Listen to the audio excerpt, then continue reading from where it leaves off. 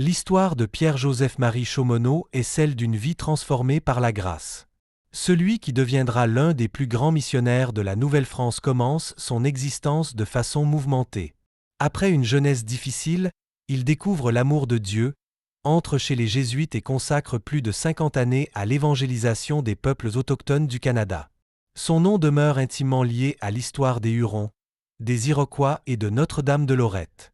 Pierre Chaumonot naît le 9 mars 1611 à Sainte-Colombe-sur-Seine, en Bourgogne. Son père est un modeste vigneron. À l'âge de 12 ans, il est envoyé chez un oncle prêtre afin de poursuivre ses études. Il y apprend notamment le latin et reçoit une solide formation intellectuelle. Cependant, sa jeunesse prend un mauvais tournant. Influencé par un compagnon peu recommandable, il vole son oncle et s'enfuit. Pendant plusieurs années, il mène une vie d'errance à travers la France et l'Italie, connaissant la misère et la souffrance. Arrivé à Lorette en Italie dans un état de grande détresse, il entre dans la basilique pour prier la Vierge Marie. Selon son témoignage, il reçoit alors une guérison qui marque profondément sa vie et amorce sa conversion spirituelle.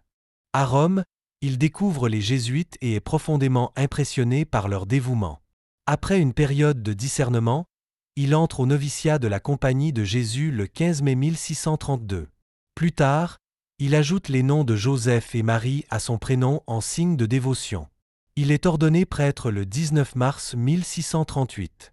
Alors qu'il poursuit ses études, il lit les Relations des Jésuites rédigées par Jean de Brébeuf. Ces récits missionnaires le bouleversent. Il décide alors de partir pour la Nouvelle-France afin d'évangéliser les peuples autochtones.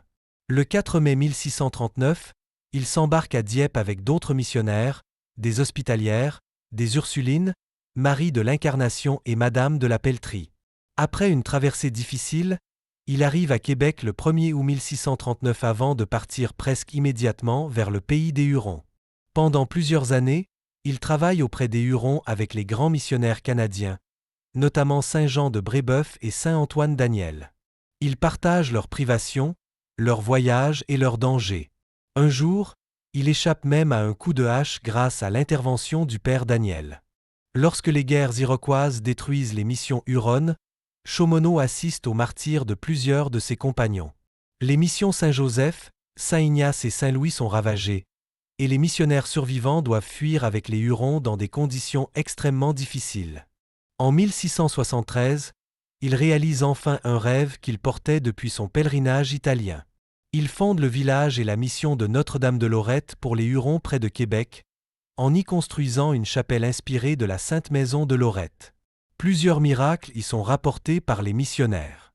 Chaumonot écrira lui-même qu'on pourrait remplir un livre entier de ces grâces obtenues. Parmi les miracles rapportés, l'un des plus connus survient le jour même de ses funérailles. Une femme iroquoise de la mission de Lorette aurait été guérie en arrivant près de son cercueil.